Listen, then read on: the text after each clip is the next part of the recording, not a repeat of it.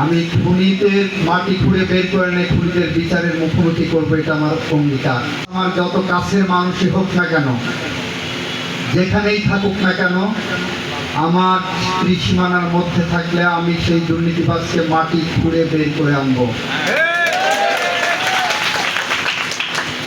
আমি খুনিদের মাটি খুঁড়ে বের করে এনে খুনিদের বিচারের মুখোমুখি করবো, এটা আমার অঙ্গীকার। যারা লুটেরা, যারা দুর্নীতিবাজ, যারা টাউট, যারা বাটপার, যারা মানুষের অশান্তি করে, মানুষকে রাতে ঘুমাতে দেয় না, যারা অশান্তি তৈরি করে সমাজে, বিভেদ তৈরি করে তার থেকে ফায়দা লুটতে চাই, আমি তাদের বিরুদ্ধে অবস্থান নিয়েছি। আপনারা কি আমার সাথে সেই সংগ্রামে থাকবেন?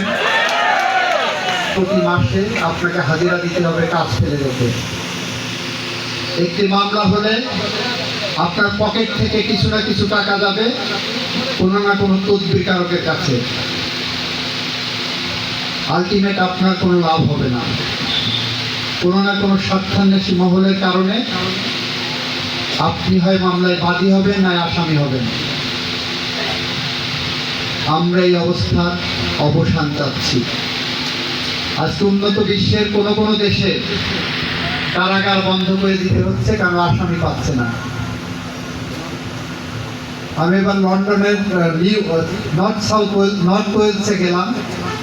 নর্থ ওয়েলসের একটি শহর আছে,